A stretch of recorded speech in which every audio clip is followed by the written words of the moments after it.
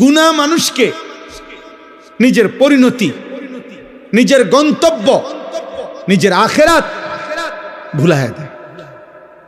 ওয়ালা তাকুনু কাল্লাযীনা নাসুল্লাহা ফাআনসাহুম আনফুসাহুম।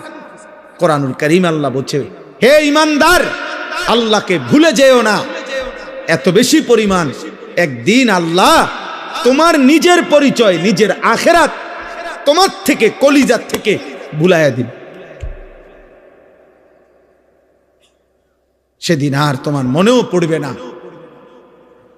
তোমার আখিরাত আছে, জাহান্নাম আছে, তোমার জন্য আযাব অপেক্ষা করছে।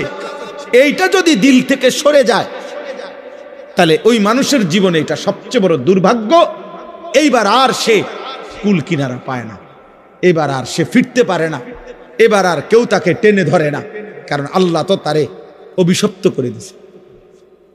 কোরআন শরীফে আছে, আল্লাহ তাআলা বলছে, মনের ইচ্ছা মতো যে ধারাবাহিক চলতে থাকে, আমি তাকে 3টা শাস্তি দেই। এক, আমি আল্লাহ তাকে একদিন পথভ্রষ্ট করে দেই, আমি আল্লাহ। 2, তার কানে এবং অন্তরে মোহর মেরে দেই। 3, আমি আল্লাহ তার চোখে পর্দা ফেলে দেই। এবার বলো, আমি আল্লাহ ছাড়া তাকে হেদায়েত দিবে কে?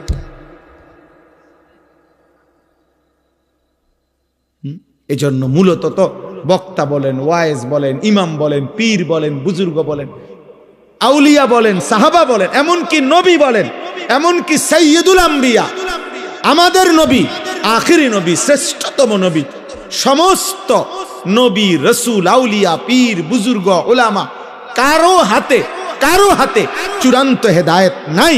হেদায়েত চূড়ান্ত শুধুই আল্লাহর হাতে। শেষ ফয়সালা মূলত কার হাতে?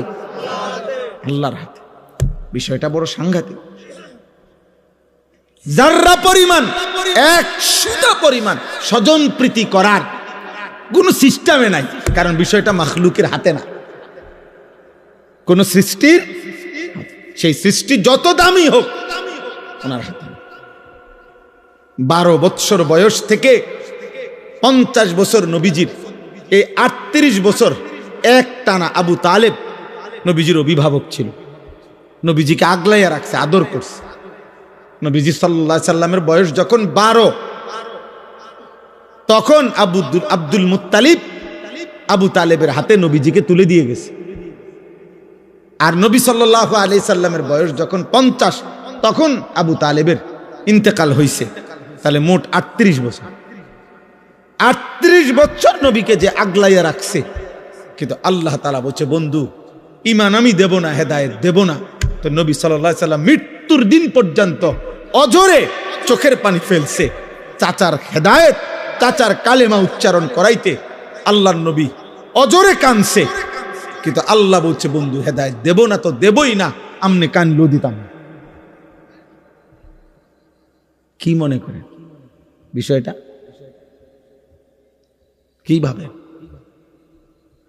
ইব্রাহিম আলাইহিস সালামকে মাঝখানে দাঁড় করান, মনে করেন এখানে দাঁড় করান, ইব্রাহিম নবীকে দাঁড় করাইয়া 2 দিকে 2 জন দাঁড় করাবেন, ওনার 2 পাশে 2 জনকে, এক পাশে ওনার আব্বা, আরেক পাশে ওনার ছেলে ইসমাইল, এ পাশে আজর, এ পাশে কি ইসমাইল।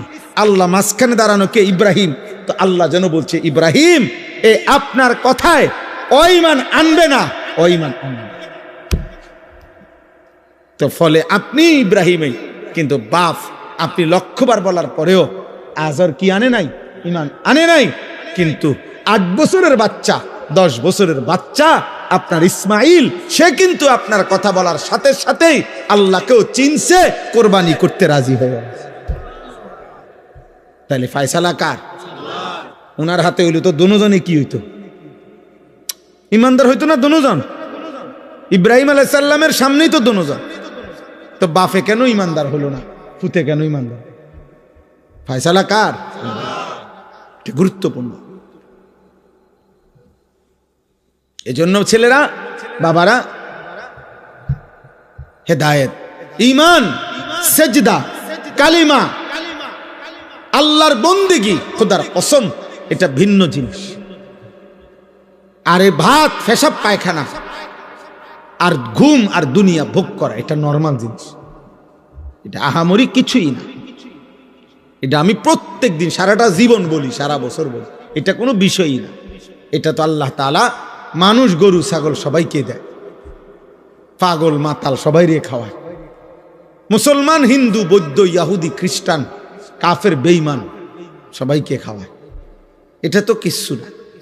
আসল বিষয় হলো ঈমান, আসল বিষয় হলো তাওহীদ, আসল নিয়ামত তো হলো সেজদা, আসল নিয়ামত তো হলো আল্লাহ এক হুকুমের গোলামি।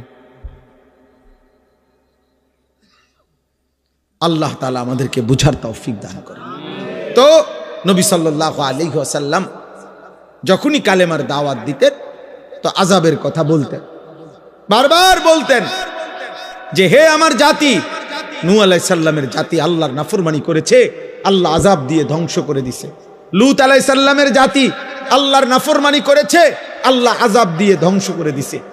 হুদ আলাইহিস সালামের জাতি আল্লাহর নাফরমানি করেছে, আল্লাহ আযাব দিয়ে ধ্বংস করে দিছে। এভাবে অসংখ্য জাতি নবীজির পূর্বে, আমাদের রাসূলুল্লাহ সাল্লাল্লাহু আলাইহি সাল্লামের পূর্বের বহু জাতি আল্লাহ তাআলা আল্লাহর অবাধ্যতা নাফরমানির কারণে ধ্বংস করে দিছে। এই কথাগুলো আযাবের কথা নবীজি বলতেন। কিন্তু দুর্ভাগ্য, এতগুলো ঘটনা বলবার পরেও, জানবার পরেও ওরা ভাবতো না, আবু জেহেল, আবু লাহাব, উতবা, শাইবা, এই বেঈমানগুলো একবারও ভাবতো না যে তাদের উপরও এমন আযাব আসবে, এমন আযাব আসবে, এটা তারা ভাবতো না। ফলে তাদের অভ্যাস ছিল নবীজি যখনই আযাবের কথা বলতো, দুনিয়ার আযাব অথবা আখিরাতের আযাব অথবা জাহান্নামের আযাব যেটাই বলতো, ওরা বিদ্রুপ করত, ঠাট্টা করত, ঠাট্টা মস্কারি করত। আরে আযাব করতে আইবা, আযাব কিসের আযাব? তাফসীরের মধ্যে আছে আবু লাহাব নবীজির চাচা, তার বদ অভ্যাস ছিল নবীজি যাকেই কালেমার দাওয়াত দিতেন আল্লাহ নবী সাল্লাল্লাহু আলাইহি সাল্লাম, সে পিছন থেকে এই দুই হাত নাড়াইতেন, এমনি এমনি করে, সাবধান আইলা শুনিস না, হুজুরের কথা শুনে একটা ধরা খাইবা। তুমি যে মদ খাও, জুয়া খেলো, নারী দেখো, মোবাইল দেখো, নর্তকী দেখো, নাচো, গাও, ফুর্তি করো, এই মোল্লা মুন্সির এসব কথা ধরলে এই মজার জীবন, সিটারি বাটফারি আর করতে পারত না। হ্যাঁ, অনেক ফাসেক ফুজ্জার, অনেক পাপী দেখবেন এই জন্য কৌশল করে যাও রাখো সব কানে হুজুরের টাইম আইন না, তাহলে তো আমার সিটারি চলবে না। সত্যি কথায় কোরআন কিতাব লইয়া এত টানাটানি করো না সাহেব। মানে কি, ওই যে উনি যে বাটপারি করে, 2 নম্বরই করে, এই 2 নম্বরই তো চলবে না, বুঝছেন? এই জন্য বারবার সবাই শেষ পর্যন্ত প্রত্যেক নাফরমান গোড়া দিয়া তলে দিয়া মিল থাকে। শুধু সবার চেষ্টা হইল হুজুররারে কোরআনকে, আল্লাহর কথাকে সবখানে আনতে দিও না, তাইলে এটাই সুবিধা, বুঝছেন? হুজুরারে বলবা সব কথা তাতে না বল, এটা বলা যাবে না, ওইটা বলা যাবে না, রাজনীতির কথা বলা যাবে না, এইটা অতর বলা যাবে না, কিচ্ছু, শুধু আপনার শুধু বিধিনিষেধ, শুধু টেনশন, শুধু পেরেশানি। এটা হুজুরারে সব কথা বলতে দিলেই মুশকিল হবে, বলতে দিলেই মুশকিল হবে। আমি একবার এক মাহফিলে, আরো আগে, এইরকম এক ভদ্রলোক কাগজে লেখা দিছে আমারে যে হুজুর এই এই কথাগুলো ওয়াজ করবেন, নিচে লিখে দিছে রাজনৈতিক বিষয়, সাম্প্রতিক বিষয়, আর কি কি জানি, এডি বলবেন না, বলা যাবেন না, এডি করবেন। পরে আমি বললাম যে আঙ্কেল, এই যেগুলো লিখছেন আপনি, এগুলো আর এগুলো বাদ দিয়া শুধু এগুলো ঠিক রাখা ওয়াজটা কেমনে করলে সুবিধা হয়, এটা স্যাম্পল হিসাবে আপনি 10টা মিনিট আগে কন কইলে আমি ওইটার ব্যাখ্যা করি, বুঝেন নাই কথা? হ্যাঁ, আপনি একটু আমার শুধু জিনিসটার কৌশলটা শিখাই দেন যে এইভাবে বলবেন হুজুর, যাতে করিয়া আপনি কারো গায়েও লাগে না, পিঠেও লাগে না, সবটা ওয়াজ কি প্যান্ডেলের রুফি দিয়া জায়গা, আলহামদুলিল্লাহ কারো কোনো অসুবিধা হয়েছে না। যার যে জায়গা বনওয়ালা বন খায়, বিড়িওয়ালা বিড়ি খায়, বুঝছেন না কথাটা? সিটারিও করে, ইমানদার সেজদাও করে, যে যেমনে আছে এমনি থাকুক, আপনি এইভাবে একটা ওয়াজ দিবে, নিরিবিলি ওয়াজ, যেটা প্যান্ডেলের উফি দিয়ে যাবে। হ্যাঁ, এমন একটা সিস্টেমের ওয়াজ করে। নাউযুবিল্লাহ। তাইলে মূলত যখনই আমি আবারও বললাম এই কথাটা, এটা বারবার ছেলেরা তোমরাও মনে রাখো, তোমরাও মনে রাখো। আমি প্রায় এ কথাটা বলি, কোনোভাবেই পাপী বুঝতে চান, পাপী বোকা হয়, পাপী জাহেল হয়। পাপ মানুষকে তার গন্তব্য ভুলাইয়া দেয়, মঞ্জিল ভুলাইয়া দেয়। দুনিয়া চলে মিয়া, কিন্তু পাপ করতে করতে মিথ্যা, চুরি, জিনা, নারী, ছবি, নাটক, সিনেমা, সুদ, কিস্তি, বেহায়া, বেপরদেগি, এটা নগদ দুনিয়া চলে ঠিক আছে, কিন্তু তার মঞ্জিল, গন্তব্য আখিরাত তাকে ভুলাইয়া দেয়। ফলে সে বুঝতে পারে না, একটা সময় মনে যেন তার ব্রেনে কাজ করে। এটা অনেক বড় বিপদ। এই জন্য গুনাহকে লম্বা দিতে করতে নাই, পাপকে দীর্ঘায়িত করতে নাই। ভুল আমারও আছে, আপনারও আছে, প্রতিদিন প্রতিদিন খোদার কসম আমারও গুনাহ হয়, আপনারও গুনাহ আছে। আমিও বেহেশতে থাকি না, বা বেহেশতের থেকে আইছি না, আমি এই মাটির পৃথিবীতে আমরা থাকি। কাজে ভুল, ভ্রান্তি, ত্রুটি, বিচ্যুতি, কমতি, ঘাটতি আমাদের প্রত্যেকেরই হচ্ছে, হতেই থাকবে। কিন্তু একটা হলো এইটা, আর একটা হলো গুনাহটাকে লম্বা করা, একেবারে ঠান্ডা মাথায় ইচ্ছা করে পরিকল্পিতভাবে 365 দিন একদিনও ফজরের নামাজ তুমি পড়ো না, এটা শুধু গুনাহ না, এটা তুমি মূলত গন্তব্য আখিরাত, তোমার মৃত্যু পরবর্তী জীবন তুমি টোটালি ভুলে গেছো, এটার প্রমাণ। নাই তো হইতে পারে 3 মাসে একদিন ছুটে গেছে, 6 মাসে একদিন ভুল হয়ে গেছে। আর একটা হলো গুনাহটাকে একটা সিস্টেমে ফেলাই দিছে, এক তালে, এক রঙে, এক ঢঙ্গে মিথ্যা বলে প্রত্যেক দিন, সিস্টেমে গুনাহ। এটা কি? এটা প্রমাণ করে তার আখিরাত মনে নাই। ফাআনসাহুম আখিরাতাহুম, তাফসীরে আছে, আল্লাহ বলছে আমাকে ভুলে গেলে একদিন আমি তোমার আখিরাত ভুলায় দেব। ফাআনসাহুম মাসালিহাহুম, একদিন আমি তোমার কল্যাণ, তোমার জন্য কোনটা উপকারী, আমি সেই উপকারী বস্তু ভুলিয়ে দেব। ফাআনসাহুম আওয়াকিবাহুম, তোমার পরিণতি ভুলায় দেব, তোমার পরিণতি তোমার মনেও থাকবে না।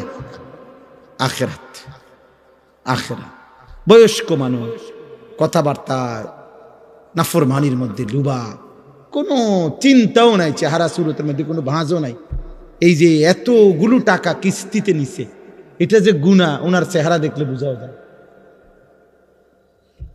আজকে এতদিন সুদ খায়, চেহারা দেখলে একটু ভাঁজও নাই চেহারার মধ্যে। আরে আমার মরার হলো, আজ যদি আমার মৃত্যু হয়।